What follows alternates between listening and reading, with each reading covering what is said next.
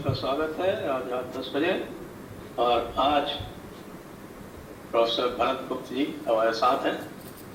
और आज वो जो हमारा पुराना चैलेंज था जिसमें हमें कुछ विशेष किसी से कुछ मिला नहीं, एक दो क्लेम्स आए थे, आपको ध्यान हो, हमने एक चैलेंज दिया था पिछली बार, मेरे ख्याल से 4-5 महीने हो गए। भरत गुप्त जी के साथ ही एक कार्यक्रम था जिसमें हमने चुनौती दी थी कि आप भारतीय शास्त्रों से कहीं से भी निकाल कर ये सिद्ध करें कि वर्ण जन्म आधारित बताया गया है शास्त्रों में। तो इक्के दुक्के आए थे, लेकिन तो उनको जब आईना दिखाया गया तो फिर वो बैकआउट कर लिया, आगे बढ़े, और बाकी किसी ने इसमें किसी प्रकार की चुनौती दी नहीं। मैं भरत गुप्त जी के सामने एक प्रश्न ये रखता हूँ, क्योंकि चुनौती कोई आई नहीं तो इसलिए इसके ऊपर वो विस्तृत विचार विमर्श हुआ नहीं। ये जो वर्ण व्यवस्था है या जो वर्णाश्रम व्यवस्था है, जिसको यदि उचित, इसका जो अधिक उचित नाम है वो वर्णाश्रम व्यवस्था है।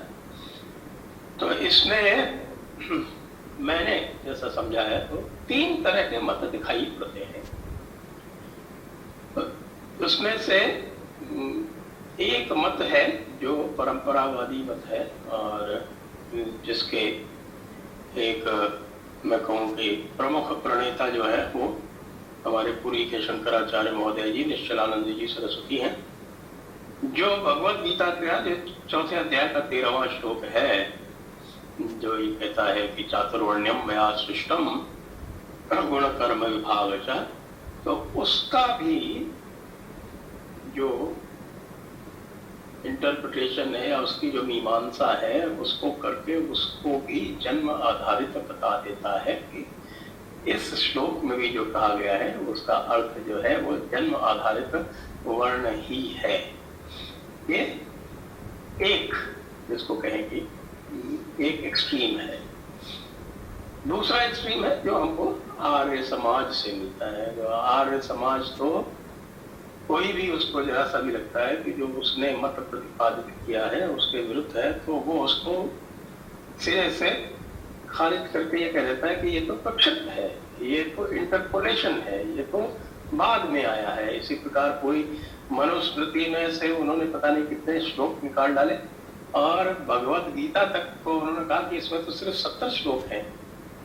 यानी कि उनका एक मत सिद्धांत है, उस मत सिद्धांत से परे जो कुछ भी हो उसको कोई ना कोई कारण निकाल के उसको वो प्रक्षिप्त बता देते हैं। वो बिल्कुल दूसरी तरफ है, वो दूसरा एक्सट्रीम है। और फिर वैसे तो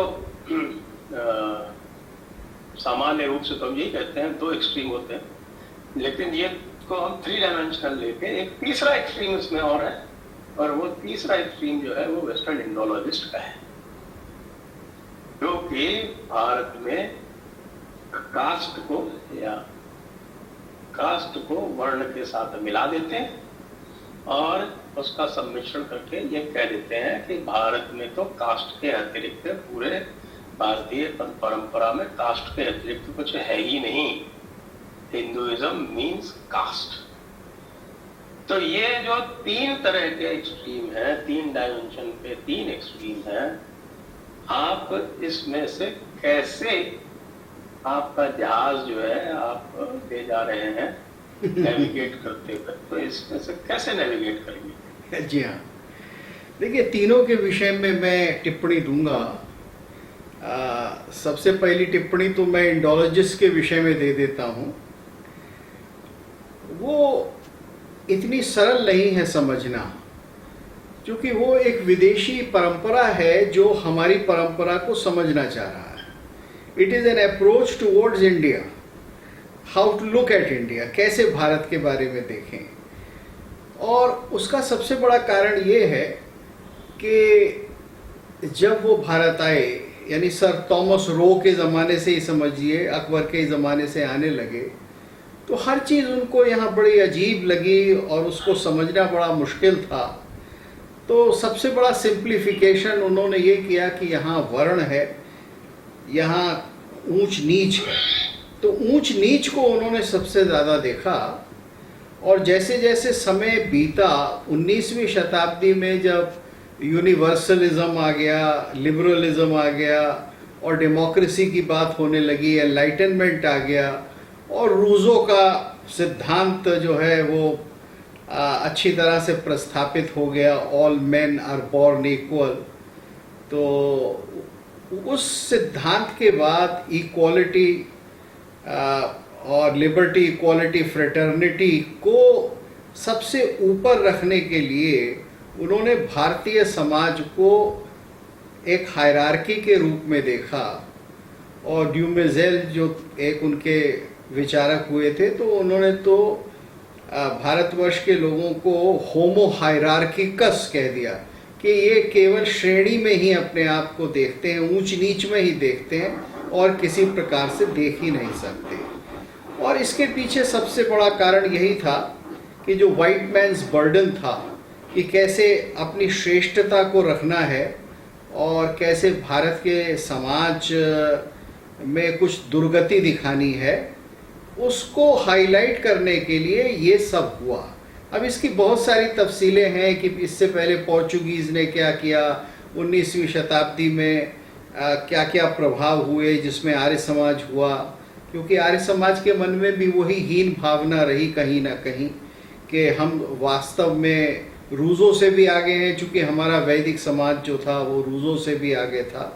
तो इस प्रकार का ये एक्सट्रीम जो है वो आज भी बना हुआ है और आज ये बहुत विकराल हो गया है, क्योंकि आज उन्होंने क्या किया है, अब पिछले 10 साल में जो आप देख रहे हैं, अब उन्होंने ये कहा है कि दुनिया में 3 प्रकार के फैशिज्म हैं या 3 प्रकार की इनइक्वालिटीज़ हैं। एक तो हिटलर की, और एक वाइट सुप्रीमेसिस्ट की अगेंस्ट ब्लैक्स, अफ्रीकन लोगों के बारे में, और तीसरी ये हिंदू समाज की कि जो कास्ट सिस्टम को रखता है, ऊंच नीच को रखता है। तो हम कानून बनाएंगे, अमेरिका में से शुरू करेंगे कि वहाँ कोई कास्ट डिस्क्रिमिनेशन होगा तो वो रेसिस्ट माना जाएगा। तो हिटलर के नाज़ी वाद को और भारत की वर्ण आश्रम व्यवस्था को उन्होंने बराबर रख दिया। और ये आज एक बहुत बड़ा संघर्ष चला है और वो अपने समाज का जो सुधार करना चाहते हैं, जिसमें अफ्रीका के मूल के लोगों को बराबरी देना चाहते हैं और ब्लैक लाइफ मैटर्स का जो मूवमेंट चल रहा है उसको बढ़ाना चाहते हैं, तो उसमें हमें भी घसीटना चाहते हैं कि देखिए आप भी बहुत दबे हुए हैं, आप भी दलित हैं, आपके नीचे वाले हैं, उनको ऊपर लाने के लिए हमें ये इक्वेशन बिठानी होगी। तो ये तो जवाब हुआ या मेरा कमेंट हुआ आपके इस एक एक्सट्रीम में, जो कि पश्चिम के लोग, सारे एंडोलॉजिस्ट ना सही, लेकिन बहुत से लोग आज जिस धारणा को रखे हुए हैं और जो एक राजनीतिक युद्ध बना हुआ है इस समय। भारत में भी कुछ वर्ग हैं अम्बेडकराइट जैसे जो जी हाँ, बिल्कुल बिल्कुल। वो तो जो इसमें है आर्यन इन्वेजन थियरी का भी पुट आ जाता है। हाँ, और उसको लेके फिर उसका पूरा एक वो श्रेष्ठता जो है अलग से उसी से नापी जाती है। और हिटलर को भी आर्यन इन्वेजन थ्योरी का सबसे बड़ा बेनिफिशियरी और प्रमोटर माना जाता है। और फिर यहाँ बहुत सी पॉलिटिकल इक्वेशंस बनाई जाती हैं, तो यहाँ की राजनीति भी उसमें जुड़ जाती है। अब सवाल आता है दूसरा, जो दूसरा सवाल है कि अत्यंत पारंपरिक, या जिसको कभी कभी लिटरलिस्ट भी कह दिया जाए, कि जो वर्गीकरण गृह सूत्रों में, आपस्तंभ इत्यादि गृह सूत्रों में और उसके बाद स्मृतियों में दिया गया है, जहाँ की 4 वर्ण बताए गए हैं, उनको ऐसा का ऐसा लेना और ये मानना कि जन्म जो है वो इस आधार पर होता है कि आपने पूर्व जन्म में जो काम किया है उसी पूर्व जन्म के फल के अनुसार आपको 4 वर्णों में से एक वर्ण में जन्म मिलेगा। अब चलिए इतना तो समझ में आता है और ये मान्य है, क्योंकि ये कर्म सिद्धांत पर आधारित है। मैंने जैसे कर्म किए अपने पूर्व जन्म में, उसी के अनुसार मेरी इस जन्म में एक मेरी अवस्था होती है और उसी के हिसाब से मुझको एक वर्ण मिलता है, ब्राह्मण, क्षत्रिय, वैश्य अथवा शूद्र। लेकिन मैं आजन्म उससे बंधा रहूंगा और मुझको बंधे रहना ही चाहिए। और मुझको, अगर मैं मान लीजिए वैश्य कुल में जन्म लिया है मैंने, तो मुझको खेती और व्यापार और इस तरह के जो स्मृतियों में उस समय में जो जाति क्रियाएं होती थी, उस समय में जो लोगों के उस वर्ण के जो क्या कहते हैं आजीविकाएं बताई गई थी, मुझको उसी को करना चाहिए। अन्यथा मैं अपने कुल धर्म से, स्वभाव से अलग हो जाऊंगा और वो अधार्मिक है। ये जिसको मैं कहूंगा कि एक बहुत ही ऐसा सिद्धांत बनाया हुआ है, और जहाँ तक मैं समझ पाया हूँ पूज्य स्वामी निश्चलानंद जी इसी का प्रतिपादन करते हैं। हो सकता है मेरी कुछ गलती हो उनको समझने में, लेकिन वो यही प्रतिपादित करते हैं। और वो कहते हैं कि अगर आप अपने उस स्वधर्म को छोड़कर फिर कुछ और करेंगे तो फिर आप वैकल्पिक हो जाएंगे। जैसे मैं हूँ, मैंने बनिए के घर में जन्म लिया, लेकिन मैंने अपने परिवार वालों की आजीविका को अख्तियार नहीं किया, मैं पढ़ने पढ़ाने लगा, तो वो कहेंगे कि भाई आप वैकल्पिक ब्राह्मण हैं। तो अब ये वैकल्पिक ब्राह्मण तो लगभग ऐसे लगता है कि सुनने में अच्छा लगता है, लेकिन शायद इसका आशय ये होता है कि आप नकली ब्राह्मण हैं। तो अब यही समस्या खड़ी हो जाती है कि व्यक्ति जो है जन्म से जिस कुल में पैदा हुआ है, जिस वर्ण में पैदा हुआ है, वही उसका स्वभाव है और वही उस स्वभाव से उसको चिपके रहना चाहिए और उसी कर्म को उसको करना चाहिए। तो मैं समझता हूं कि ये अब यहाँ मेरी अत्यंत दुर्बल और स्वल्प बुद्धि ये कहती है कि फिर इस तरह से तो आपने कर्म के सिद्धांत का निराकरण कर दिया, क्योंकि कर्म का सिद्धांत केवल प्रारब्ध से ही नहीं होता, यानी पूर्व जन्म में मैंने जो अर्जित किया है उससे ही नहीं होता, बल्कि मैं आज कौन सा कर्म करके अपने स्वभाव में परिवर्तन लाकर मैं क्या क्या कर सकता हूं, उस चीज को अगर आप नहीं मानते हैं तो कर्म सिद्धांत कैसे चलेगा? कर्म सिद्धांत में प्री डेस्टिनेशन तो नहीं है ना। जैसे कैल्विनिस्ट मानते हैं कि आपको मोक्ष होगा, सैल्वेशन होगी या नहीं होगी, ये पहले से ही ईश्वर डिसाइड कर देता है। क्रिश्चियनिटी का एक संप्रदाय है, उसके अंदर ये माना जाता है। तो हमारे यहाँ तो कोई भी दर्शन ये नहीं मानता, भारतवर्ष का कोई भी दर्शन ऐसा नहीं मानता कि आपका जीवन जो है वो जन्म से पहले ही हमेशा के लिए पूरी तरह से बंध गया, ऐसा नहीं माना जाता। क्योंकि अगर आप ऐसा मान लेंगे तो कर्म के सिद्धांत का निराकरण हो जाता है, फिर कर्म का सिद्धांत स्वीकार आप नहीं कर सकते और दोनों चीजों को, प्रारब्ध को और भविष्य को आप फिर मिला ही नहीं सकते। फिर आप मुक्ति को नहीं मिला सकते, फिर आप किसी प्रकार के उत्कर्ष को नहीं मिला सकते, फिर आप तीन गुणों को नहीं मिला सकते, सात्विक, राजसिक और तामसिक, और वो ऐसी क्रियाओं को। तो मनुष्य जो है फिर एक मशीन के रूप में हो जाता है। तो इसलिए ये सोचना चाहिए कि ये मत भी सही नहीं है। अब तो आपका मसीही मत है, विशेषकर क्रिश्चियनिटी और इस्लाम में जी, वो तो पूरी तरह से प्री डिटर्मिनिज्म है, उसमें तो सब कुछ मर्जी है, कर्म सिद्धांत तो वहाँ है ही नहीं। देखिए उनके यहाँ कर्म सिद्धांत जो है वो एक तरह से एडमिटेड है, क्योंकि क्रिश्चियनिटी में एडमिटेड इसलिए है कि उसमें सैल्वेशन के लिए आपको काम करना पड़ता है, यानी उसमें जीसस को आपको मानना पड़ेगा, जीसस की भक्ति करनी पड़ेगी, जीसस को the only son of God मानना पड़ेगा, ट्रिनिटी को मानना पड़ेगा, यानी आप पिता को मानेंगे, पिता के पुत्र को मानेंगे और पवित्र प्राण या होली गोस्ट को मानेंगे।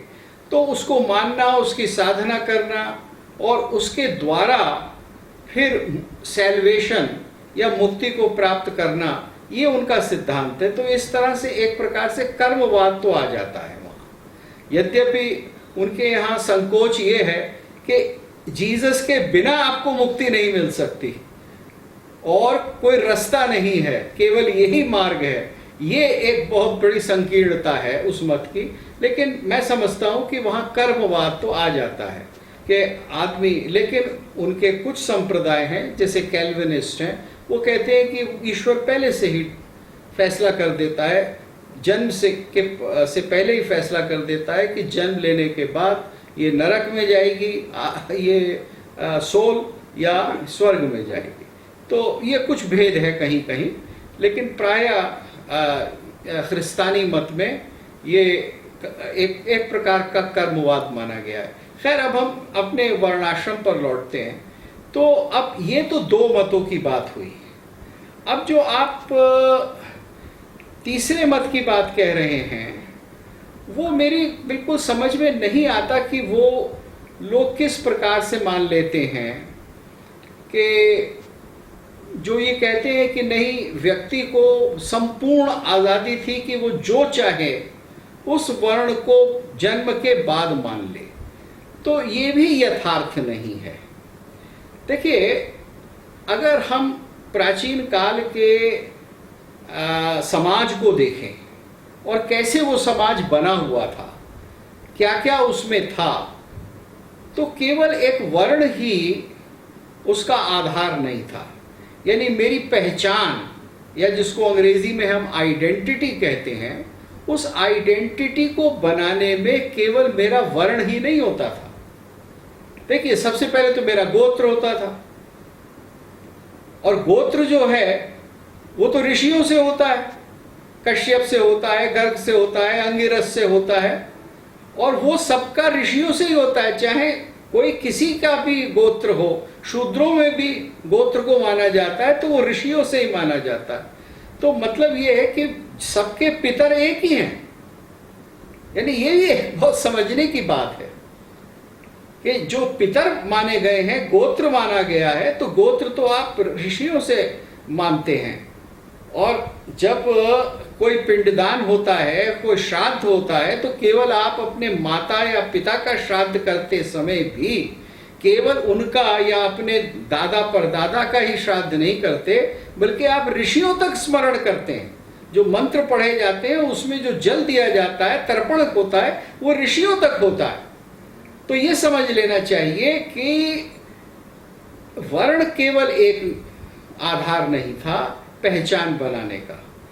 इसके साथ साथ प्राचीन समाज में एक ज्ञाति या जाति भी तो थी ना, क्योंकि एक वर्ण में जब इतनी सारी प्रकार की आजीविकाएं करते थे लोग, तो वो उस आजीविका को चलाने में पारंपरिक रूप से कुल और कुल के अंतर को लेते हुए उस जाति के हो जाते थे।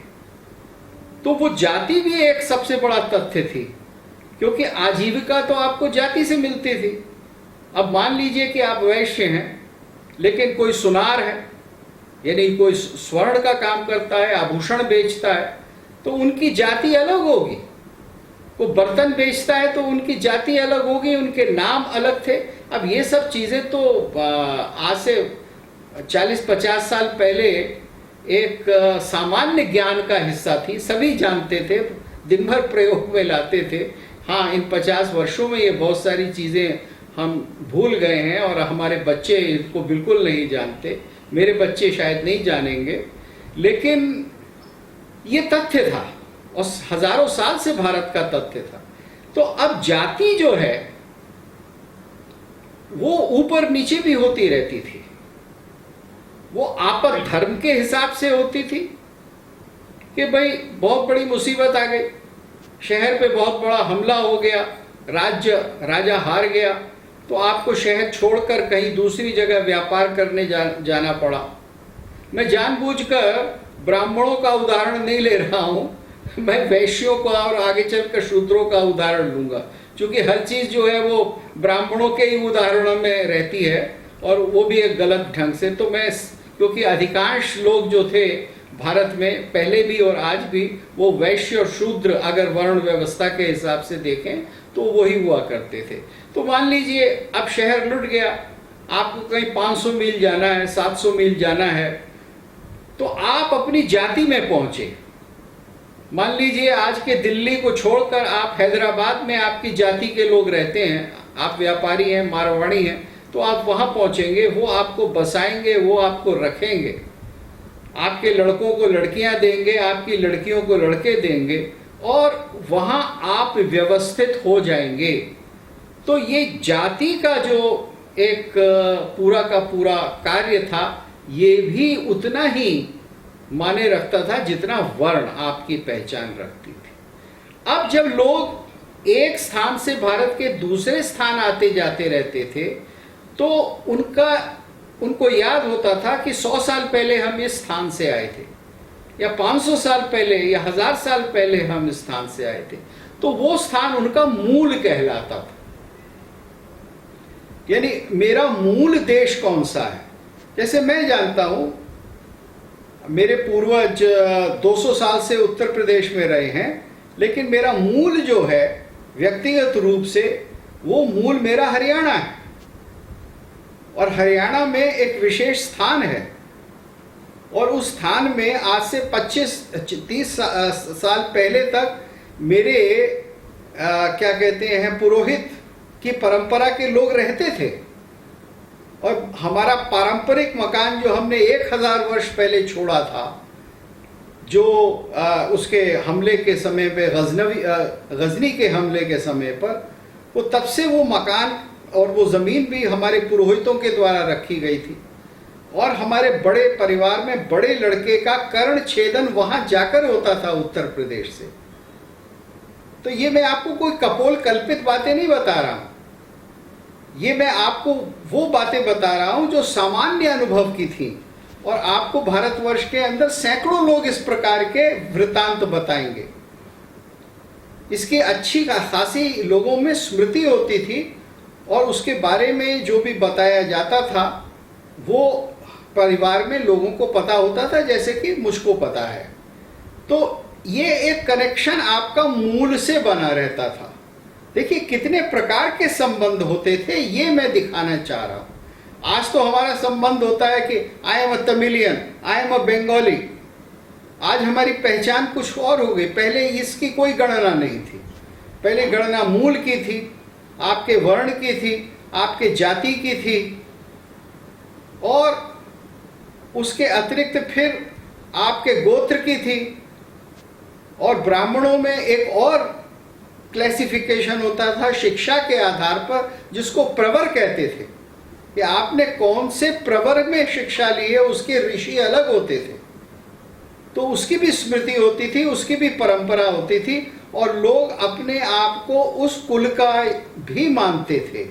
तो आप ये देखिए किस तरह से व्यक्ति अलग अलग लोगों से जुड़ा था। तो केवल जो अभी एक लोगों के ख्याल में है कि व्यक्ति सिर्फ अपनी जात से जुड़ा होता था, या अपने वर्ण से, जिसको अब कास्ट कह दिया गया है, तो उसी से जुड़ा होता था, तो ये बिल्कुल भ्रामक है। ये एक आधुनिक प्रक्रिया है, एक मॉडर्न फिनोमिना है कि मुझे जाटों के वोट लेने इस इलाके में, तो मैं उनके अंदर कूट कूट कर सिर्फ जाटों की आइडेंटिटी जिंदा रखूंगा और बाकी उनकी आइडेंटिटी को भुला दूंगा और उसी के आधार पर वोट लूंगा। तो ये जो पिछले 40 साल से नया डिस्कोर्स बना है, और ये तो मेरी आंखों के सामने देखते देखते बना है। एक रजनी कोठारी नाम के सोशियोलॉजिस्ट होते थे, उन्होंने कास्ट के ऊपर और कास्ट के एम्पावरमेंट के ऊपर किताबें लिखी, और वीपी सिंह के ज़माने में वही पूरा इलेक्शन कास्ट के आधार पर जीतने की प्रक्रिया शुरू हुई। तो हमने कास्ट को उसके पुराने रूप से 50 साल में ही बहुत भिन्न कर दिया है, उसको अलग कर दिया है। और अगर उससे पहले आप 100 साल और 200 साल देखें तो उसमें बहुत भेद हो गया। तो जब हम मनुस्मृति पढ़ते हैं या हम पुराने काल के प्री टेक्नोलॉजिकल समाज में जाते हैं तो हम एक जो दुनिया देखते हैं वो दूसरे प्रकार की जाएगी। तो आपातकाल में आप उसमें नीचे भी जाते थे और उत्कर्ष के काल में आप ऊपर उठ जाते थे। यानी आप खेतीहर होंगे, आप भूमि में हल चलाते होंगे, लेकिन आपकी जाति के लोग, परिवार के लोग शस्त्र चलाने लगे और कालांतर में आप क्षत्रिय हो गए और आप फिर राजा तक हो गए। तो इसके भी दसियों उदाहरण हैं। और इसके ऊपर ऐसा नहीं है कि विचार नहीं हुआ है, इसके ऊपर एम.एन. श्रीनिवास का बहुत बड़ा काम है जो उन्होंने 30-35 वर्ष पहले किया था, ये दिखाने के लिए कि कास्ट मोबिलिटी भारत में क्या रही है और उसके कितने उदाहरण हैं। आज हम उस काम को भूल गए हैं, लेकिन ये तो वैसे भी लोगों के संज्ञान में है, उनकी स्मृति में है कि कैसे लोग नीचे से ऊपर और ऊपर से नीचे जाते रहते थे। तो केवल ऐसा नहीं है कि पौराणिक कथाओं के आधार पर हम इसको तथ्य माने कि विश्वामित्र जो हैं वो ब्राह्मण बन गए थे। अब कुछ लोग कहते हैं कि नहीं, ब्राह्मण तो बने ही नहीं थे। अगर वो ब्राह्मण नहीं बने थे तो फिर वो राजर्षि भी कहलाते थे, लेकिन वो उत्तम प्रकार के ऋषि कैसे हो गए? और वशिष्ठ ने उनको ब्रह्मर्षि कैसे मान लिया? वो राजर्षि भी कहलाते थे जैसे जनक कहलाते थे, लेकिन वो ब्रह्मर्षि भी हो गए। जब ब्रह्म का ज्ञान हो गया तो वो ब्रह्म की पदवी को पहुंच गए और ब्रह्मर्षि हो गए वशिष्ठ के अनुसार। तो जाति ऊपर भी हो जाती थी, वर्ण ऊपर भी हो जाता था और वर्ण फिर नीचे भी हो जाता था। देखिए, वर्ण और जाति दो भिन्न चीजें हैं। हाँ, जाति किसी वर्ण में लोकेट की जाती थी और उसका आधार क्या था? उसका आधार ये था कि आप विद्या के जितने निकट हैं, आप सत्य के जितने निकट हैं, आप उतने ही ऊंचे होंगे। इसमें कोई संशय नहीं है कि जब ब्राह्मण, क्षत्रिय, वैश्य और शूद्र एक श्रेणी में थे, उनके भीतर ऊंच नीच थी। अगर आप ये कहें कि ऐसा नहीं था तो मैं कहूंगा कि वो ऐतिहासिक नहीं है, वो बिल्कुल थी। यानी ब्राह्मण का स्थान कुछ चीजों में बहुत ऊंचा था, सब चीजों में ऊंचा नहीं था। सब प्रकार के अधिकार उसको नहीं थे। वो सोना नहीं पहन सकता था, बढ़िया कपड़े नहीं पहन सकता था, वो खाना और दौलत इकट्ठी नहीं कर सकता था। ये सब उसके ऊपर रेस्ट्रिक्शंस थे। लेकिन मान सम्मान के लिए, आदर के लिए और समाज में स्थान के लिए वो अग्रणी था, ये भी सच है। लेकिन वो अग्रणी क्यों था? क्योंकि वो विद्या के निकट माना गया था। अब आपको ऐसे 50 कोटेशंस मिलेंगे हर प्रकार की परंपरा में, बौद्ध परंपरा में, जैन परंपरा में, वैष्णव और शैव परंपरा में, जो ये कहेंगे कि भाई असली ब्राह्मण कौन होता है। यानी अगर आप किसी वर्ण में आपने जन्म ले लिया तो इसका मतलब ये नहीं है कि आप उस वर्ण के ही हो गए। जब तक आप उसका व्यवहार करके साक्षात अपने जीवन में उसको उतार नहीं पाए, तब तक आप उस वर्ण के भी नहीं माने जाएंगे। अब जैसे धम्म पद में ही लिखा गया है कि ब्राह्मण को ये होता है, इसके लक्षण ऐसे होते हैं, महाभारत में लिखा गया है। तो जब ये सब लिखा गया है तो वो गुण और कर्म के अनुसार उसको दिखाना चाहिए कि मैं गुण और कर्म के अनुसार वैश्य हूं या क्षत्रिय हूं या ब्राह्मण हूं। तो अगर वो डरपोक है तो क्षत्रिय कहेगा, अगर वो दान नहीं कर सकता, मेहनत नहीं कर सकता, कोई रिस्क नहीं ले सकता तो वो वैश्य कहेगा, और अगर वो विद्या का अभ्यास नहीं कर सकता और विद्या सिखा नहीं सकता तो वो ब्राह्मण कैसा। तो ये चीजें भी हमको देखनी है कि ये भी वर्गीकरण ही नहीं थे, ये वर्गीकरण के साथ साथ समाज इनका व्यवहार भी करता था, लोग उसी प्रकार से उनको मानते थे। तो आपको ऐसे श्लोक भी मिल जाएंगे जो ये कहेंगे कि अगर कोई ब्राह्मणत्व के गुणों से संपन्न नहीं है तो उसको ब्राह्मण नहीं मानना चाहिए। मनुस्मृति में भी कहा गया है ऐसा। और यहाँ तक कि उसको अगर दंड देना है तो फिर दंड भी उसको एक नीचे वर्ण के अनुसार देना चाहिए। अगर उसका आचरण ब्राह्मण का नहीं है तो फिर जो एक ब्राह्मण का दंड है जो कि कम होता था क्षत्रिय से, वो फिर कम दंड नहीं मिलेगा। तो सोचने की बात है कि आइडेंटिटी या पहचान बनाने में कितनी कितनी चीजें थी, उन सबको देखना पड़ेगा। जी फरमाएं। एक मिनट है, जो 8वां अध्याय है मनुस्मृति का जी, उसमें जो ग्रेडेड पनिशमेंट दिया गया है, हाँ, वो तो उल्टा चलता है। जो जितना नीचे उसका पनिशमेंट उतना कम, जो जितना ऊपर उसका पनिशमेंट उतना ज्यादा। मनुस्मृति के 8वें अध्याय में है। नहीं देखिए, उसमें ऐसा है, पनिशमेंट में कई चीजें हैं। कुछ प्रकार के दंड हैं जो कि नीचे की जाति के व्यक्ति को अधिक दिए जाते हैं। जैसे फाइन है, यानी उसके ऊपर जो दंड लगेगा फाइन होगा, या उसको कोड़ों से अगर कोड़े लगाने हैं, तो इस प्रकार के दंड हैं। तो वहाँ शारीरिक अवस्था को देखा गया है, और वो कई चीज उसके अंदर दंड नीति के अंदर आज हम उसको नहीं समझ सकते, क्योंकि आज तो हर एक के लिए दंड नीति एक ही है, लेकिन पहले वो ऐसा नहीं था, क्योंकि पहले सामाजिक व्यवस्था अलग थी। अगर आपने किसी को समाज से निकाल दिया, तिरस्कृत कर दिया, उसका पंक्ति में बैठना मना कर दिया, तो वो मौत के समान था, वो एक बहुत बड़ा दंड होता था। और ब्राह्मण को अगर वो दंड दे दिया जाता था, तो ब्राह्मण तो अधिकांश फिर वो शहर छोड़कर या वो राज्य छोड़कर ही चले जाते थे, वो अपना मुंह दिखाने लायक नहीं रहते थे। तो हमें ये देखना है कि उस समाज में किस व्यक्ति कितना दंड सहन कर सकता था, और किस प्रकार से उस दंड को फिर ये देखा जाता था कि उसको कैसे वो दंड देना है। अब जैसे ब्राह्मण अगर अवध्य था, ब्राह्मण का वध नहीं हो सकता, तो आज के हिसाब से तो आप कहेंगे कि दिस इज हाईली कास्टिस्ट। लेकिन अगर आप उसका दूसरा पक्ष देखते हैं, तो वो पक्ष ये है कि ब्राह्मण सच बोल सकता था, उसको डर नहीं था, बल्कि राजा को डर था कि कहीं ये मेरे घर के आगे आकर उपवेशन धरना ना कर दे। और ब्राह्मण का धरना राजा को भी बहुत डर आता था। तो अब दोनों ही बातें हैं उसमें।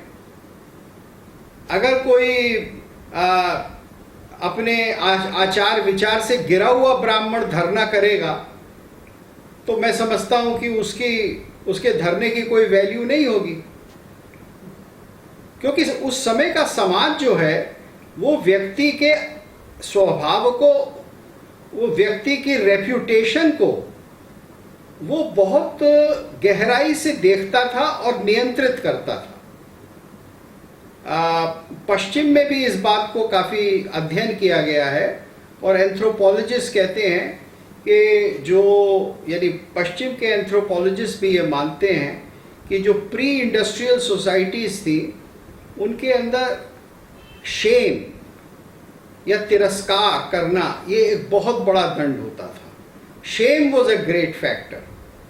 तो आप देखेंगे कि प्राचीन सोसाइटियों में, प्राचीन समाज में यश के पीछे जो लोग इतना जाते थे, तो यश का मतलब ये था कि कोई मेरे बारे में बुरी बात ना कह दे, और मेरा चरित्र जो है वो सदा निष्कलंक और निष्पाप रहना चाहिए, और किसी ने भी उसके ऊपर ऑब्जेक्शन कर दिया तो वो मेरे लिए शर्म की बात होगी। तो शेम कल्चर था वो। आज की तरह से नहीं था कि आपके ऊपर 10 मुकदमे हैं, लेकिन फिर भी आप पार्लियामेंट में बैठ रहे हैं, और कभी कभी खड़े होकर आप वेल में भी चले जाते हैं, और अगर आप स्पीकर का कॉलर भी पकड़ लेते हैं तब भी आपको दंड नहीं होता। तो हमारा समाज तो इस उद्दंडता में आ गया है, इसको हम फ्रीडम कहते हैं। लेकिन प्राचीन समाज इससे बिल्कुल भिन्न था। प्राचीन समाज में हर किस्म की क्रिया को, हर किस्म के कर्म को पूरा समाज देखता था और उसी समय निर्णय कर देता था। ये सारी चीज़ों को देखना पड़ेगा, जिसको आप ये कहेंगे कि we have to put all these pieces together, कि किसका आचरण कैसा था, कौन सी व्यवस्था थी, और उसका नियंत्रण फिर कैसे होता था। जब आप उस सबको मिलाकर देखेंगे तो एक बहुत अलग पिक्चर आपके सामने आएगी, एक अलग प्रकार का समाज आपके सामने आएगा। ऐसा नहीं कि बस इसमें ब्राह्मण, क्षत्रिय, वैश्य, शूद्र यही चार थे और ये होमो हायरार्किकस था और आज हमें इसको सब भूल जाना है, छोड़ देना है। तो ये एक बहुत बड़ा भेद है। अब वो एक तीसरा प्रकार था जिसकी आपने बात की थी, अगर आप याद दिला दें तो मैं दोबारा उसके बारे में कुछ कमेंट करूं। जी आप सुन पा रहे हैं? हाँ जी बिल्कुल। तो ये कुछ इसमें उदाहरण है, जैसे 8वें अध्याय का ये 337-338वां श्लोक है जी, जो चोरी के बारे में कहता है और चोरी के बारे में दंड निर्धारित करता है। हाँ, तो कहते हैं कि यदि कोई अपनी स्वेच्छा से और अपने पूरे होशोहवास में चोरी करता है तो उसे एक सामान्य चोर से 8 गुना सजा का प्रावधान होना चाहिए जी यदि वह शूद्र है। जी, यदि वैश्य है तो 16 गुना, क्षत्रिय है तो 32 गुना और ब्राह्मण है तो हाँ 64 गुना। हाँ यहाँ तक के ब्राह्मण के लिए दंड 100 गुना या 128 गुना तक बिल्कुल बिल्कुल हो सकता है। हाँ इसी के साथ ये कहते हैं 8 जिसमें है आपके 300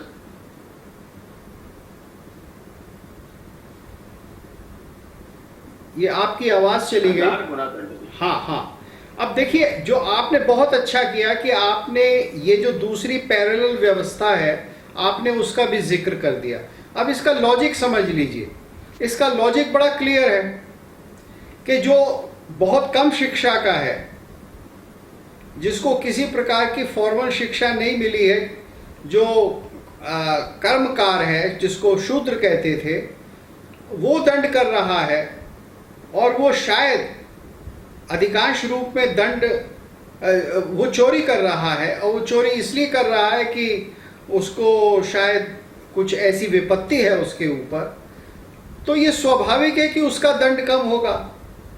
लेकिन जो संपन्न है, और जाहिर है कि प्राचीन समाज में जो वैश्य होगा वो अधिक संपन्न होगा शूद्र से, और क्षत्रिय और होगा, और ब्राह्मण संपन्न न होते हुए भी ब्राह्मण के लिए ये माना जाता था कि किसी प्रकार का के धर्म से अलग होना उसके लिए ऐसा है कि उसको माफ नहीं किया जा सकता। तो यहां लॉजिक ये है। आपने बहुत अच्छा किया कि आपने ये उदाहरण दे दिया कि ये यहां लॉजिक असलियत में परिस्थिति को देखकर दंड देने का लॉजिक है और वो अत्यंत तर्कसंगत है।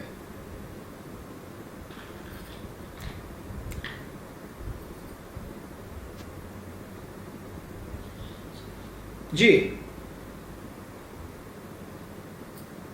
आप बता रहे हैं? हाँ जी बिल्कुल। तीसरी प्रक्षिप्तवाद की जो बात थी उसका वो तीसरा डायमेंशन था कि जो भी हमें सूट न करे उसको हम बता दें कि ये प्रक्षिप्त है, ये इंटरपोलेटेड है, ये जी बाहर जी से डाला गया है। जी अच्छा, इसके ऊपर हाँ हाँ इससे पहले एक मिनट में पहले अपने जी दर्शकों से निवेदन कर दूं कि आज का जो ये पूरा का पूरा एपिसोड है ये वस्तुतः दर्शकों के लिए है और इसको हमने आस्क मी एनीथिंग के रूप में प्रचारित किया था। तो इसमें प्रश्न आपको पूछने हैं, आप नहीं पूछ रहे हैं इसलिए मैं पूछ रहा हूं, ये ध्यान रखें। जी हाँ, आप लोगों को बहुत सारी समस्याएं होती हैं वर्णाश्रम व्यवस्था के बारे में, तो उसके निराकरण के लिए आज मैंने भरत जी को यहाँ आमंत्रित किया है। तो प्रश्न आपको पूछने हैं, आप नहीं पूछ पा रहे हैं इसलिए मैं पूछ रहा हूँ। और मुझे अच्छा नहीं लग रहा है कि जयपुर डायलॉग्स के प्रबुद्ध दर्शक इतने गहन विषय पर प्रश्न पूछ नहीं पा रहे। जी हाँ, तो अब वो तीसरी प्रक्षिप्त के बारे में कहें। देखिए ये जो प्रक्षिप्त का एक बुखार सा उठा 19वीं शताब्दी में और 20वीं शताब्दी में, और विशेष प्रकार से ये आर्य समाज के लोगों में आया, इसका कारण ये है कि इतना लोग अध्ययन से, समाज के और साहित्य के अध्ययन से इतना कट गए कि उन्होंने बहुत सारी चीज़ों को ये मान लिया कि ये दोषपूर्ण है। अब जैसे स्वामी दयानंद लिखते हैं कि बच्चों को कालिदास नहीं पढ़ाना चाहिए, अपने सत्यार्थ प्रकाश में वो लिख देते हैं। अब क्यों नहीं पढ़ाना चाहिए, उसका कारण वो ये देते हैं कि अगर ब्रह्मचारी यानी कम उम्र के बच्चे अगर पढ़ेंगे कालिदास, और कालिदास के श्रृंगार विषयक जितने भी पद हैं वो पढ़ेंगे, जिसमें शंकर और पार्वती की प्रेम लीला का वर्णन, तो वो बिगड़ जाएंगे।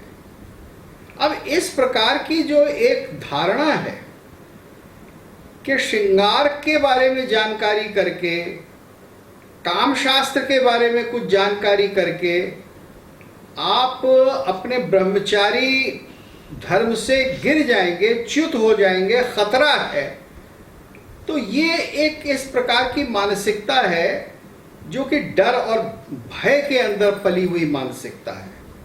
तो ये उस समय हमारे समाज में थी, और वो मानसिकता विशेषकर श्रृंगार को लेकर, काम को लेकर बहुत बहुत बुरी तरह से व्याप्त थी।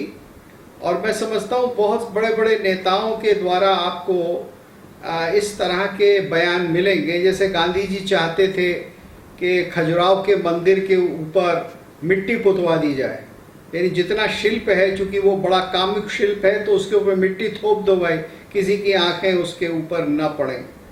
और जवाहरलाल जी भी दक्षिण के मंदिरों को पसंद नहीं करते थे, वो भी उसको बड़ा ऑपरेसिव समझते थे, उनको बिना मूर्ति का ताजमहल पसंद आता था। तो ये एक जो विकृति काम के प्रति और श्रृंगार के प्रति और काम की अलग अलग भूमिकाओं के प्रति हिंदू समाज में आ गई थी, मैं समझता हूँ ये 18वीं 19वीं शताब्दी में बहुत व्याप्त हो गई थी। हम उससे मुक्त नहीं हो पाए, तो इसलिए ये हर चीज़ प्रक्षिप्त उसमें आई। तो लोगों ने कहा कि जो भी आज के समाज में हमें बहुत बुरी लगती है वो प्रक्षिप्त है। तो हम कभी नहीं पढ़ाते लोगों को कि मनु ने तो 8 प्रकार के विवाह बताए थे।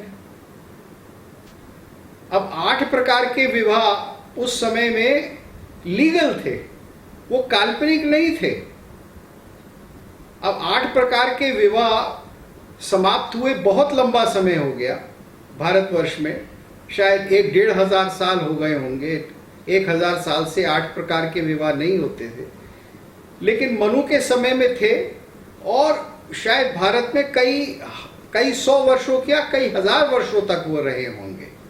अब जैसे गांधर्व विवाह को ले लीजिए, तो गांधर्व विवाह के बारे में तो बहुत सारी कथाएं सुनने को मिलती हैं। तो गांधर्व विवाह तो एक लीगल सिस्टम था, यानी लड़का लड़की एक दूसरे को पसंद कर लेते हैं और फिर वो पसंद करके उसका मानसिक रूप में वर्ण कर लेते हैं और सहवास करते हैं और पति पत्नी के रूप में रहते हैं और दुनिया में डिक्लेयर कर देते हैं कि हमने गांधर्व कर लिया। तो वो लीगल मैरिज थी। अब इतनी लिबरेटेड मैरिज तो दुनिया का आज कोई भी कोर्ट नहीं मानेगा। वो कहेगा एविडेंस दिखाओ, किसके सामने शादी की, किसके सामने रिकॉर्ड किया। तो बहुत से लोग ये कह देते हैं कि भाई गांधर्व विवाह तो विवाह ही नहीं होता था, वो तो जैसे इस्लाम में मुतहा होता है इस तरह से होता था। तो जानकारी न होने के कारण हम नहीं समझ पाते कि कितने प्रकार के विवाह थे और कैसे कैसे वो हुआ करते थे। यानी जिसने आपका यज्ञ कराया है, आप उसको अपनी कन्या विवाह के लिए दे सकते थे, वो एक प्रकार का विवाह था, आश्व विवाह था वो। तो ये 8 प्रकार के थे, क्योंकि समाज के अंदर विविधता थी और समाज के अंदर बहुत से लोकल कस्टम या लोकाचार को बहुत ही महत्व दिया जाता था। अगर शास्त्राचार और लोकाचार में कहीं टकराव है तो वो लोकाचार को आगे रख देते थे कि भाई ये ऐसा होगा। तो तमिलनाडु में जैसे मामा के साथ शादी कर सकती है लड़की, तो वो लोकाचार था। तो वहां कोई शास्त्री आके ये नहीं कहता था कि ये गलत है। तो भारत में इतना एकोमोडेटेड और इतना प्रैक्टिकल सिस्टम था कि उसमें कई प्रकार की व्यवस्थाओं को निरंतर रखा गया था, जिससे कि समाज एक प्रकार से मिलजुल कर रह सके। उसमें जिसको आज हम एथनिक कॉन्फ्लिक्ट कहते हैं, ये पैदा ना हो। जी, मैं आपसे 2 और शंकाएं पूछूंगा जी उसके बाद फिर हम दर्शकों से कहेंगे कि वो अपनी शंकाएं निवारण करें। जी मेरी 2 शंकाएं हैं। एक तो जैसे कि हमारे जितने भी जी दर्शन हैं जी और जिनको हम आस्तिक दर्शन कहते हैं, हाँ, दर्शन है हाँ, जिनको आस्तिक कहते हैं, उसमें आप जो है वो पूर्व मीमांसा में तो अत्यधिक वर्णन है, बहुत सारे तो उसको यदि हम परे रख दें, जितने भी और दर्शन हैं यदि हम चाहें, जैसे यदि हम वेदांत में या उत्तर मीमांसा में जाते तो उत्तर मीमांसा में तो बिल्कुल स्पष्ट है, एकम रूपम बहुधा यह करोति, he is one and the rest is all manifestation. You can have a billion manifestations, अलग अलग तरह से। जी या समम, भगवद गीता में जैसे कहते हैं कि समम सर्वेषु भूतेषु तिष्ठन्तं परमेश्वरम विनश्यत्सु अविनश्यन्तं यः पश्यति स पश्यति, यहाँ तक कह दिया है। भागवत में उसका निरूपण भी कर दिया है विशेष रूप से कि यावत् सर्वेषु भूतेषु मद्भावो नोपजायते। यद्यपि एक ही है, लेकिन जब तक वो भाव नहीं आता, यावत् सर्वेषु भूतेषु मद्भावो नोपजायते तावदेव उपासीत वाङ्मनः काय वृत्तिर्ये, तब तक तुम जो है मुझे जिस रूप में पूजा करते हो उसको करते रहो। तो ये मूर्ति पूजा का एक निरूपण कर दिया गया। इसी प्रकार से यदि हम योग में आते हैं तो योग में तो किसी भी प्रकार का जो द्वंद्व है उसको तो विकल्प के रूप में कहा गया है, और विकल्प को वृत्ति के रूप में कहा गया है। योगश्चित्त वृत्ति निरोध, और उसके बाद फिर वृत्तियों का जब वर्णन करते हैं तो कहते हैं कि प्रमाण, विपर्यय, विकल्प, निद्रा, स्मृतयः च, ये 5 वृत्तियां हैं। इसमें विकल्प एक वृत्ति है। तो यदि किसी भी प्रकार से आप भेदभाव करते हैं, ऊंचा नीचा या हायरार्किकल करते हैं, होमो हायरार्किस करते हैं, तो ये तो विकल्प हो गया। तो विकल्प में तो फिर आपको जो किसी भी प्रकार से ईश्वर का सहयोग मिलना असंभव हो गया। हाँ बिल्कुल। तो ये हम योग की बात कर लेते हैं। सांख्य में आए तो सांख्य में तो और भी शरीर का वर्णन होता है। हाँ जी। तो उसमें स्थूल शरीर है, सूक्ष्म शरीर है, कारण शरीर है। जी हाँ। तो किसी भी व्यक्ति के 3 प्रकार के शरीर हैं, तो भेद जो है वो सिर्फ स्थूल शरीर के स्तर पर ही हो सकता है। हाँ। तो सूक्ष्म शरीर और कारण शरीर में क्या करेंगे? बिल्कुल। तो यहाँ पर भी यदि इसमें जाए तो कोई वर्ण व्यवस्था का या हायरार्की का, जिसको कहते हैं विभेद का, कोई प्रकार नहीं मिल पाता। जी हाँ। और न्याय और वैशेषिक तो वो तो पूरी तरह से अलग ही प्रकार की, उसमें तो इस प्रकार का कोई विवेचन होने का कोई कारण भी नहीं है। जी हाँ। तो पूरे दर्शन में कम से कम मुझे तो ऐसा कोई प्रमाण नहीं मिलता है जिसके आधार पर आप मानव में विभेद कर सके। जी। और जो कुछ भी प्रमाण लिए जाते हैं, मुझे लगता है कि वो गीता का एक श्लोक है, जी मेरे ख्याल से, हाँ 2.46, दूसरा अध्याय का 46वां श्लोक। जी। यावानर्थे उदपाने सर्वतः संप्लुतोदके तावान सर्वेषु भूतेषु ब्राह्मणस्य विजानतः। बस, जिसके पास ब्रह्म का ज्ञान है, पानी का अथाह स्रोत हो, उसको तालाब के, छोटे तालाब के पानी की जितनी आवश्यकता होती है, बिल्कुल उतनी ही आवश्यकता वेदों की उसको होती है जिसने अनंत का अनुभव कर लिया है।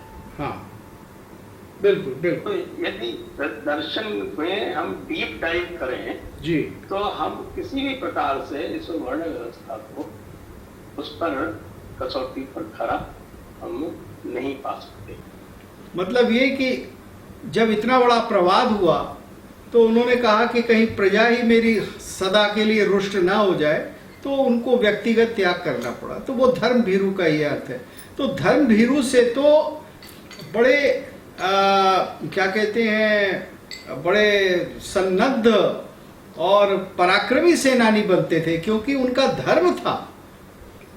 अगर वो भाग जाएंगे युद्ध क्षेत्र से तो वो हमेशा के लिए उनको बदनामी रहेगी।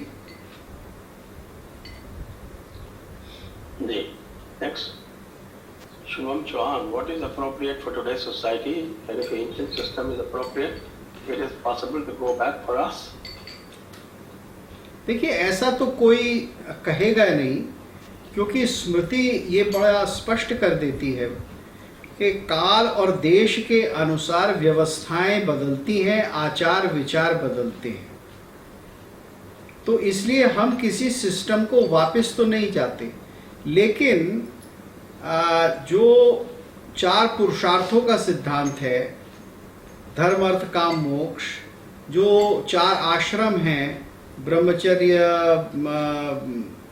क्या कहते हैं, और बाकी जो 3 हैं, गृहस्थ, वानप्रस्थ और सन्यास, और उसके साथ साथ जो 4 वर्ण हैं, ब्राह्मण क्षत्रिय वैश्य, ये एक प्रकार से सनातन हैं।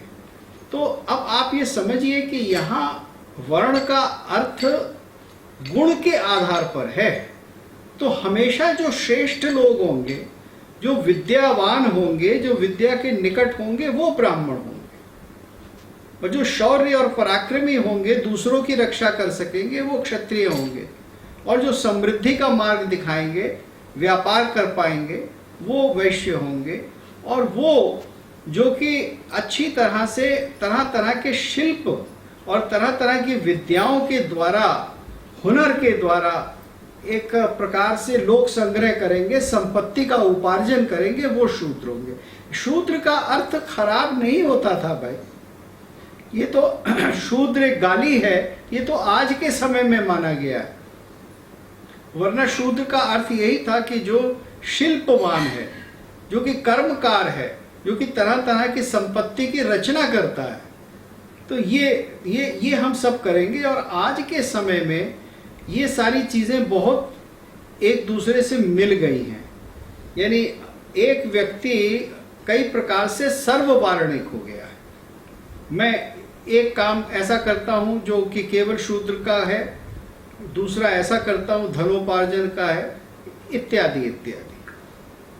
जी जी, गौरी जी, नमस्ते sir. My question is, I have come across stories of people who were Brahmins after threat ceremony were told to not be touched by people from lower castes.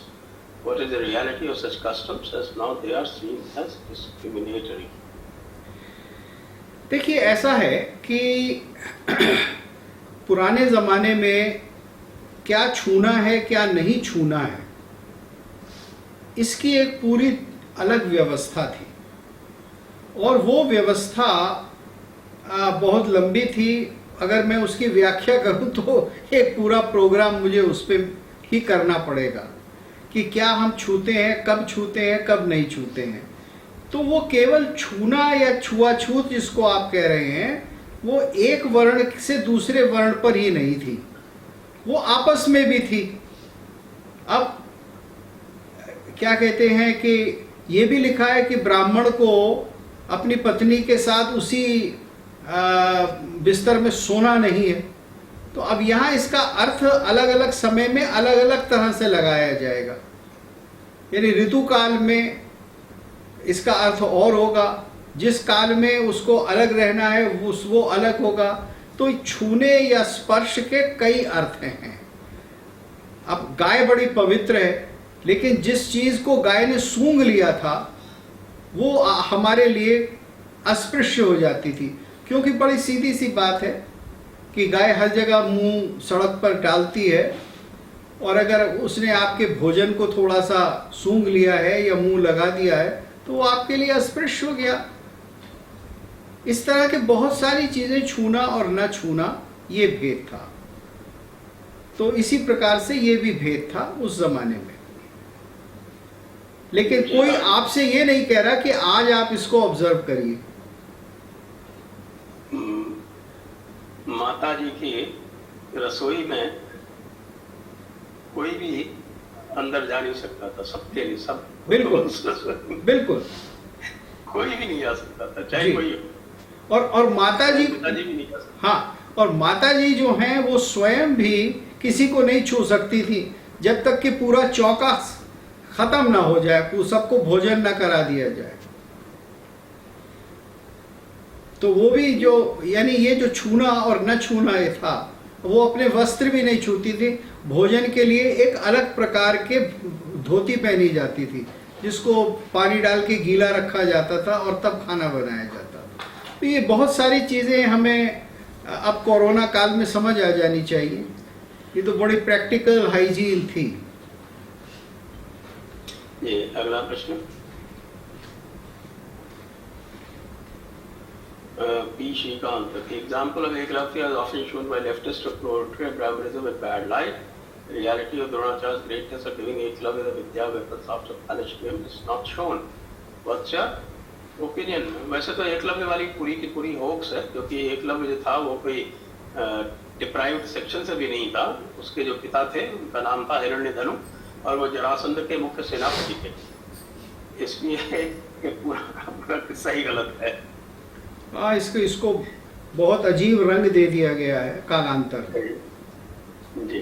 और एक बात और, जिन्होंने अगर आर्चरी का कंपटीशन देखा हो तो आपको ज्ञात होगा कि जो स्ट्रिंग है उसको पुल करने में ये दो उंगलियां काम में आती हैं, अंगूठा कभी काम में नहीं आता। हाँ।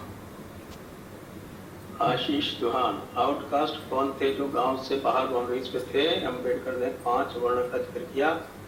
अम्बेडकर के 5 वर्ण की तो थ्योरी गलत है, हम पहले भी एक इसके ऊपर कर चुके हैं। कोई सा 5वां वर्ण नहीं है। नहीं, देखिए मैं समझता हूँ ये जो जिसको अंत्यज कहा जाता था, ये 5वां वर्ण कभी कभी लोग उसको कह देते हैं। तो अंत्यज का मतलब यही था कि जिनको जो आबादी के कोने पर रहते हैं या बाहर रहते हैं, तो उसके विशेष कारण थे और कुछ लोग ऐसे हुआ करते थे। और जैसे मैंने कहा कि अक्सर वो लोग थे जिनको एक सजा दी गई थी, जिनका बहिष्कार हो चुका था। जी, चाणक्य विरोध क्यों हुआ चंद्रगुप्त को राजा बनाने पे? मैं तो इसका उल्टा काउंटर दे दूं, आप कहें तो। हाँ, बिल्कुल बिल्कुल। विरोध के उपरांत भी तो चाणक्य ने चंद्रगुप्त को राजा बनाया ना। जी हाँ। उसे देखिए आप, चाणक्य बड़े थे कि जो विरोध करने वाले थे वो बड़े थे? तो वहां वही वाली बात है कि चाणक्य की जो उसकी चंद्रगुप्त की जो माता थी मुरा, तो शायद वो छोटी जाति की थी, तो इसीलिए लोगों में विरोध था। लेकिन गुणवान व्यक्ति था, इसलिए चाणक्य ने अपने शिष्य को बनाया। बिल्कुल सही काम किया। जी, next. Pritesh Bhai, is a simple solution to the current caste discrimination in India is to adopt common surnames or simply use father or husband's name. ये कास्ट डिस्क्रिमिनेशन की थियरी मेरे ख्याल से अभी हम डिस्कस नहीं कर रहे, क्योंकि ये भी एक बड़ा विचारणीय प्रश्न है। कि मैंने अपने जो इस समय जो कास्ट के बेनिफिशियरी हैं, वो कोई भी अपनी कास्ट गिव अप करना नहीं चाहते, जो बेनिफिशियरीज हैं। आप बिल्कुल सही कह रहे हैं। आज की परिस्थिति में कास्ट का तो इतना एक्सप्लॉइटेशन हो रहा है डेमोक्रेटिक वोटिंग के लिए या वोट सीकिंग के लिए, कि जो कि पूरे के पूरे यानी सारे प्राचीन सिद्धांतों के विरोध में है। अगर मनु देखते कि आज आप कास्ट के साथ, वर्ण के साथ क्या कर रहे हैं, तो उसे रिपीट लेते। मनु ने तो स्पष्ट कहा था, अगर मनु स्मृति का भी है तो मनु की 10.65 ये सब लोग पढ़ लें, मैं पढ़ देता हूँ फिर। तो शूद्रो ब्राह्मणता मेति ब्राह्मणश्चैत शूद्रताम क्षत्रिया जात में एवं तो विद्या वैश्यात तथैव च, यानी कि शूद्र कैन बिकम ब्राह्मण and ब्राह्मण कैन बिकम शूद्र, and similarly Kshatriya and Vysya to. जी हाँ, वो आप गिर सकते हैं, उठ सकते हैं, ना कोई पढ़ाता है। बिल्कुल। नेक्स्ट। आशीष द्वान, अनटचेबिलिटी कब से आई समाज में और क्यों? ये अभी शौच के नियम जब आप बात कर रहे थे तो बताया। आशीष द्वान, क्लास में 2-3 पढ़ने वाले ही होते हैं, बाकी क्लास में जबरदस्ती पढ़ाया जाता है। ये फोर्सफुली ब्राह्मण क्यों बना रहे हैं? रिजर्वेशन के नाम को सबको जबरदस्ती बुक्स दे दी हाथ में, give skill of shoe making, no book. अब इनकी बात को बताओ, ये जो आजकल जो रिजर्वेशन के चक्कर में लोगों ने अपने जो पुश्तैनी धंधे थे वो छोड़ दिए जी, और दूसरे लोगों ने अपना के वो उसमें करोड़पति अरबपति बन रहे हैं, और जिनके वो पुश्तैनी धंधे हैं जी, जो इस समय बन सकते थे करोड़पति अरबपति, वो सब रिजर्वेशन लेके और बाबू की नौकरी करने में लगे हुए। बिल्कुल। ये तो हमारी शिक्षा नीति जो है वो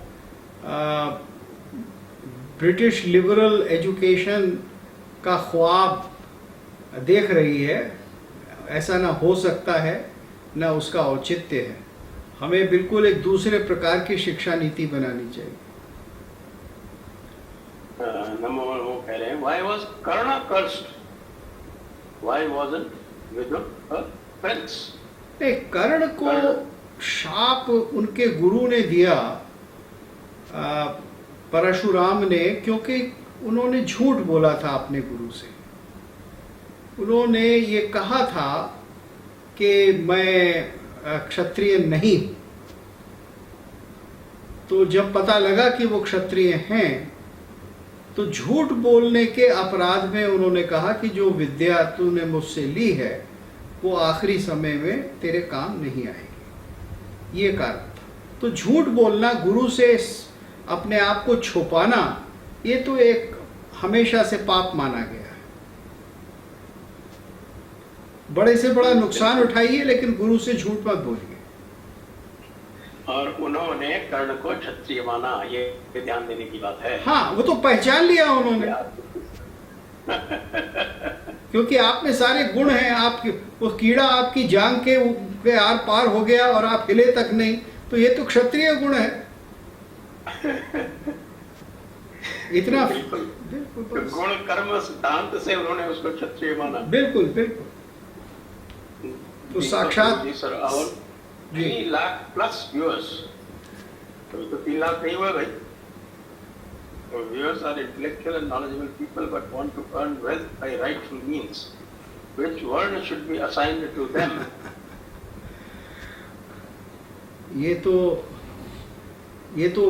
ये जो फोरम है, ये संवाद का, डायलॉग का फोरम है।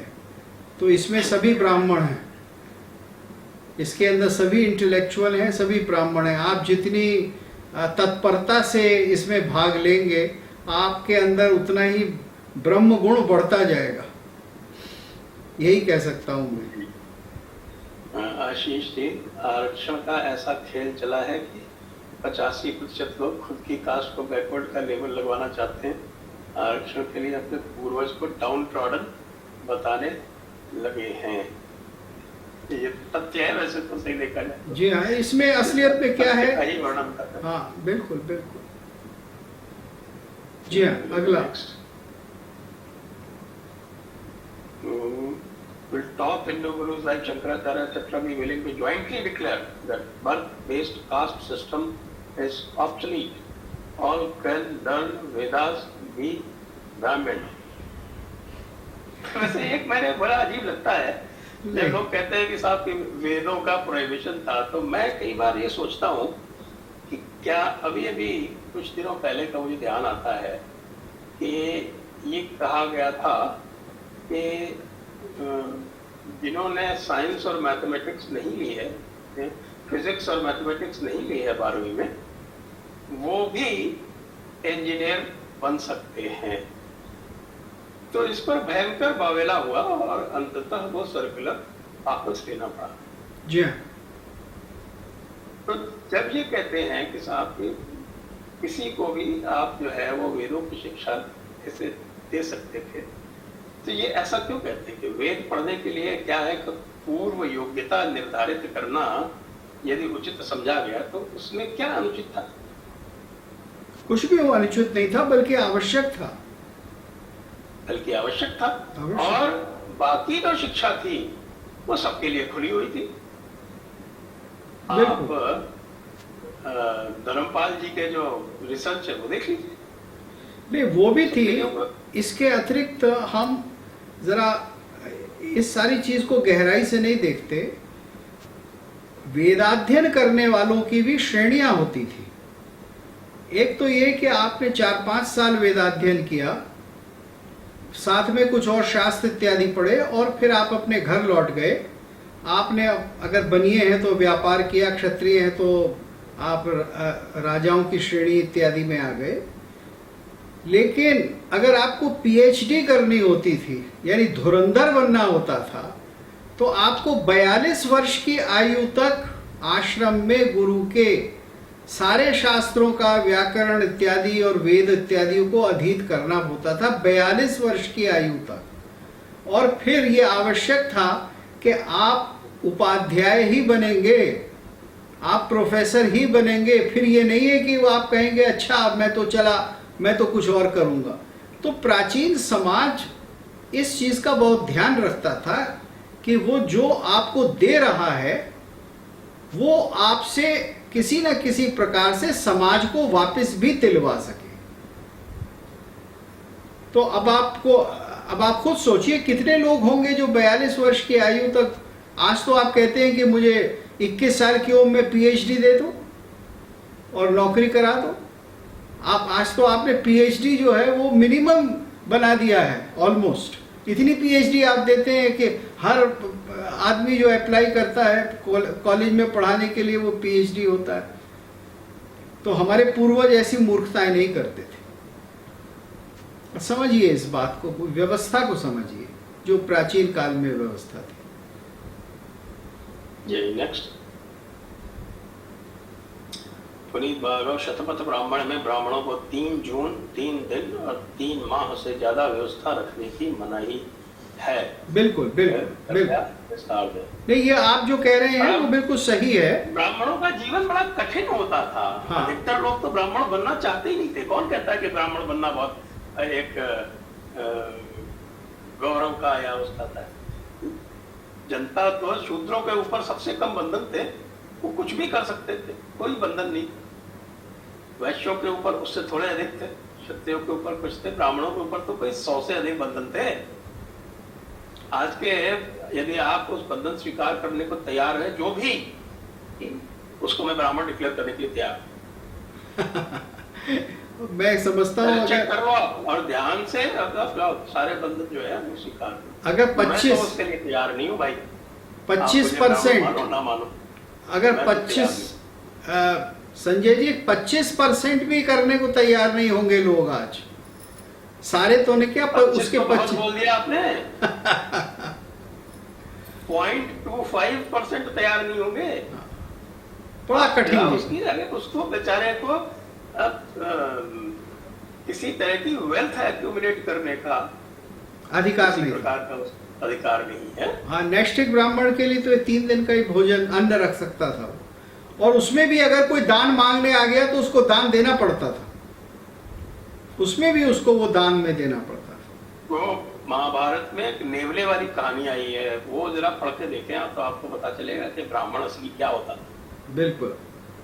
बाकी जो आजकल चलाते ना ब्राह्मण नहीं बनने देते थे, ब्राह्मण नहीं बनने देते थे, मैं इन सबको कहता हूँ चैलेंज है कि आप वो पूरे के पूरे मेरे ख्याल से 125 से 128 रेस्ट्रिक्शन है वो अच्छी तरह से पढ़ लें जो मनुस्मृति में लिखे हो, और उसके बाद आप उनमें से पूरे के पूरे यदि अंगीकार करने को तैयार हो तो फिर आप आए, मैं दीक्षा दूंगा आपको।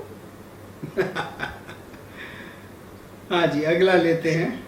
सतीश दास, was our Varna system manipulated by Britishers or Islamic invaders only, or was it manipulated before as well to gain the military benefits?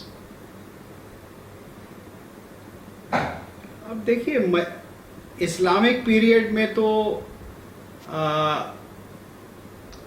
कुछ इसके बारे में सोच विचार इसलिए नहीं हो सकता था कि इस्लाम जो है वो आप क्या हैं इसके बारे में कुछ सोचना ही नहीं चाहता।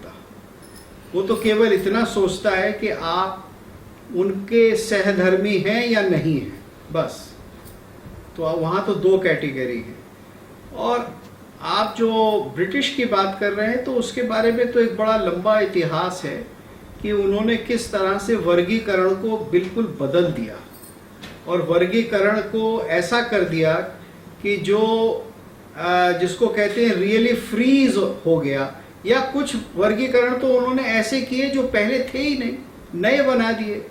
इतनी सारी जो क्रिमिनल ट्राइब्स बनाई, इतने सारे जो क्लासिफिकेशन लोगों के किए, आप ये हो आप वो हो, एथनिक आधार पर, एथनोग्राफिक आधार पर, वो तो हमारे यहाँ होते ही नहीं थे। आजीविका के आधार पर लोग एक प्रकार का काम करते थे, फिर दूसरे प्रकार का काम करने लगते थे। तो इन्होंने जो क्रिमिनल ट्राइब्स बनाई कि ये संसी है, ये वॉरलाइक ट्राइब है, सिख जो हैं वो वॉरलाइक होंगे, तो ये सारी चीजें तो हमारे यहाँ थी नहीं कभी। जी बिल्कुल। नेक्स्ट, और मिलिट्री बेनिफिट्स को क्या, ब्राह्मणों को तो मिलिट्री बेनिफिट से डिप्राइव किया जाता था, इसको क्या मिलिट्री बेनिफिट? कोई मिलिट्री ऐसी जनशक्ति है कि राजा भोज ने अपनी सेना को शाकाहारी बना दिया था, क्या जा सकते हैं इस तो विस्तार दें। मैंने तो ऐसा कहीं, मेरे ध्यान में तो नहीं है कोई ऐसा कुछ हो तो। और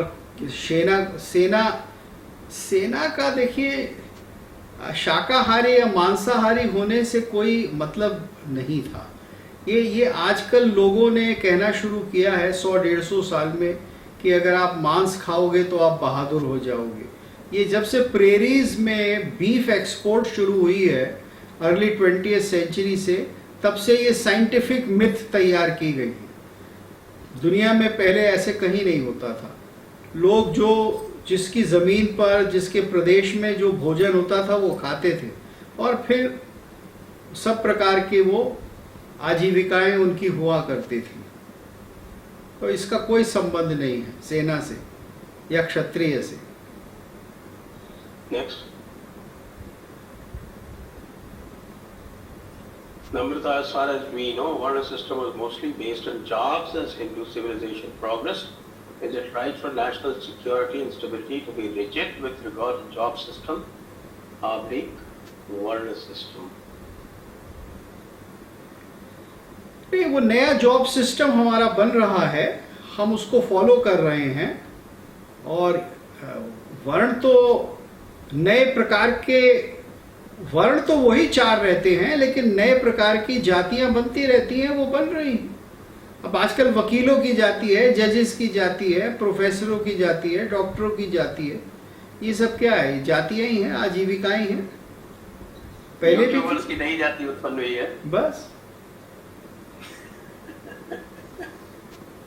नेक्स्ट, नम्रता, क्षमता और कर्म कीप्स हिसाब से एंड इंटरेस्ट पैशन के हिसाब से इंसान आगे बढ़ता है तो वर्ण सिस्टम रेस्ट्रिक्टिव नहीं हो जाता।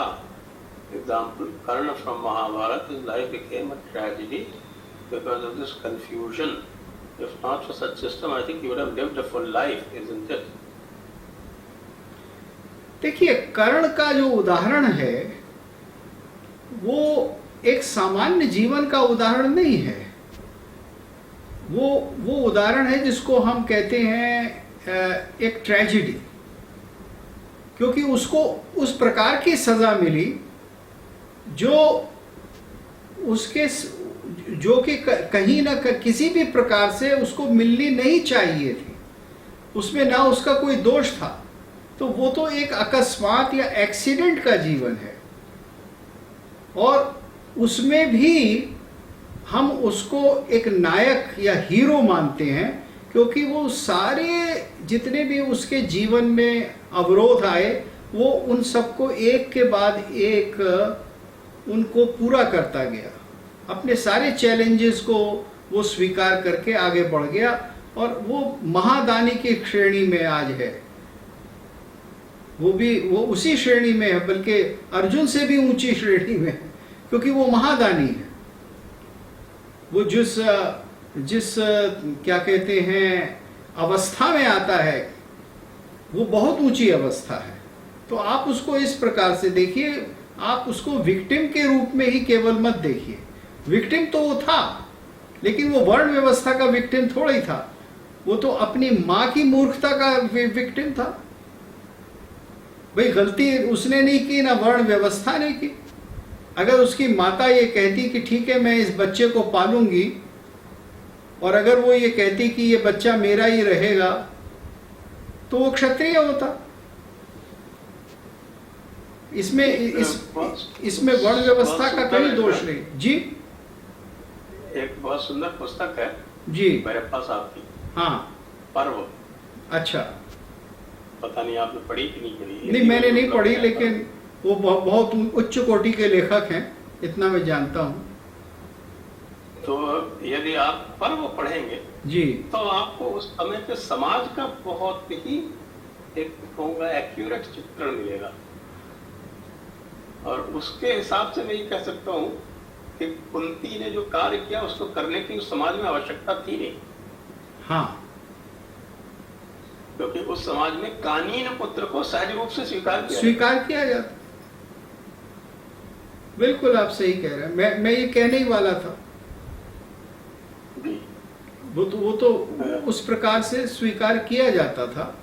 और देखिए यहां तक कि कानीन की जो माता थी वो टेक्निकली अक्षत योनि मानी जाती थी, यानी उसके साथ कुलीन व्यक्ति विवाह करता था, वो she was considered a virgin. तो वो समाज तो बहुत ही एक ओपन माइंडेड समाज था जी। तो नम्रता जी, ये पर्व आपको मिले तो इसको पढ़ें आप। क्या आशीष दुहान मनुस्मृति में जो 4 वर्ण बताए हैं वो बाहर की दुनिया में 4 अलग आदमी नहीं बल्कि इंडिविजुअल में 4 वर्ण होते हैं। क्रिश्चियन जो आप करें सर्ववर्णिक, क्रिश्चियन स्पिरिचुअलिटी जानती नहीं, इसलिए उसे समझ में नहीं। मनु को वो चर्च का फादर ढूंढ रहे हैं। जी हाँ, देखिए मैं आपको एक बात बता दूं, ये तो इसमें क्रिश्चियनिटी इत्यादि को न लाएं। भारत के बाहर जितने भी समाज थे उन समाजों में ऊंच नीच बहुत भयंकर थी, हमारे भारत से 10 गुनी थी, 1000 गुनी थी। यूनान के अंदर, ग्रीस में, इजिप्ट में केवल 2 ही वर्ग होते थे, राजा और दास। मिडिल क्लास नहीं हुआ करता था। 18वीं शताब्दी तक, लगभग 18वीं शताब्दी तक यूरोप तक के अंदर या तो ब्लू ब्लड रॉयल लोग होते थे या सर्फ होते थे, मिडिल क्लास भी नहीं होता था। तो ये तो वो समाज हैं जिनके अंदर या तो आक्रामक राजा होता था या आक्रांत प्रजा होती थी। तो भारत का समाज तो बहुत सहिष्णुता समाज था। हमारे यहाँ उस प्रकार का अत्याचार कभी रहा ही नहीं। तो केवल ये चर्च की बात नहीं है, ये जितने भी इनके समाज थे ये एक प्रकार से संघर्षशील समाज थे। इन्होंने कहीं भी संघर्ष को मिटाने की कोशिश नहीं की और कहीं लोगों को साथ रखने की कोशिश नहीं। जो भारत में हुआ तभी इतनी समृद्धि थी। राज जो था यहाँ की दौलत का वो यही था। जी हाँ, अगला लें सवाल। नेक्स्ट, पुनीत भार्गव, ज्ञान और प्रज्ञा की क्या परिभाषा है? क्या इनका मतलब ये कि ज्ञान और प्रज्ञा में भेद क्या है? मेरे ख्याल से यही करें। देखिए, ज्ञान तो परम अवस्था है कि मैं कौन हूं, तत्व क्या है, सत्य क्या है। और प्रज्ञा एक साधन है, वो चैतन्य का एक साधन है जिसको इंटेलिजेंस कहते हैं। जानने की शक्ति है, विशेष प्रकार से ज्ञान को प्राप्त करने की शक्ति है। तो एक साधन है और एक साध्य है। ज्ञान जो है वो साध्य है। धन्यवाद। बहुत लंबे प्रश्न आए और आपने बहुत सहजता से और बहुत धैर्यपूर्वक इनका। एक प्रश्न और आ गया है। जी हाँ, ले लेते हैं। जी।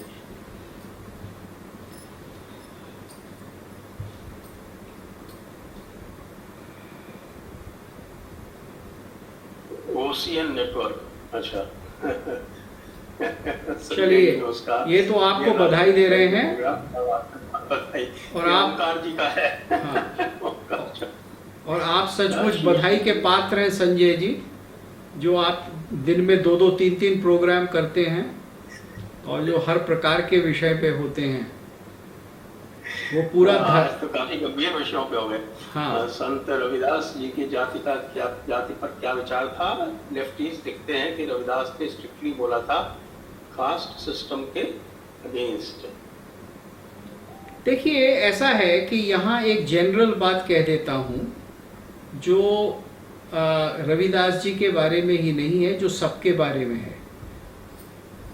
आपको उपनिषद काल से लेकर और अत्यंत आधुनिक काल तक ये बताया जाएगा कि ज्ञान सबको सुलभ है, ज्ञान के अधिकारी सब हैं, और दीक्षित होने पर, गुरु के पास जाने पर सबको ज्ञान प्राप्त हो सकता है और उसमें कोई जाति भेद नहीं होता। और ज्ञान प्राप्त करने के बाद ज्ञानी की जो श्रेणी है वो इतनी ऊंची होती है कि उसके आगे कोई धनवान या राजा या कोई भी व्यक्ति टिक नहीं सकता। तो ऐसा आपको मध्यकाल में एक नहीं अनेक संत कहते मिलेंगे, आपको बहुत सारे संस्कृत काव्य ये कहते हुए मिलेंगे, आपको बौद्ध तंत्रों में धम्म पद इत्यादि में ये मिलेगा, आपको उपनिषद में मिलेगा, शास्त्रों में मिलेगा। जैसे अभी उदाहरण संजय जी ने मनुस्मृति से दिया, तो वो दोनों चीजें इस प्रकार से देखनी चाहिए कि अधिकार, ज्ञान का जो अधिकार है वो वर्ण से या आश्रम से सीमित नहीं हो जाता। इसका ये अर्थ नहीं है कि हमारा कोई सिस्टम ही नहीं होगा, हमारा कोई सोशियोलॉजिकल स्ट्रक्चर ही नहीं होगा, वर्णाश्रम धर्म ही नहीं होगा। ये तो नहीं है, ये तो मार्क्सिस्ट आपसे कहते रहते हैं।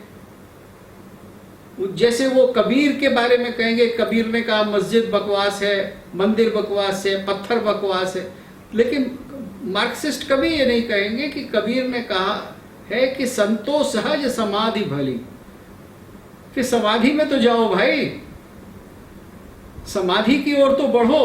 उसके बारे में नामवर सिंह जी बात नहीं करेंगे, बस आप यही कहते रहेंगे कि पत्थर को मत पूजो।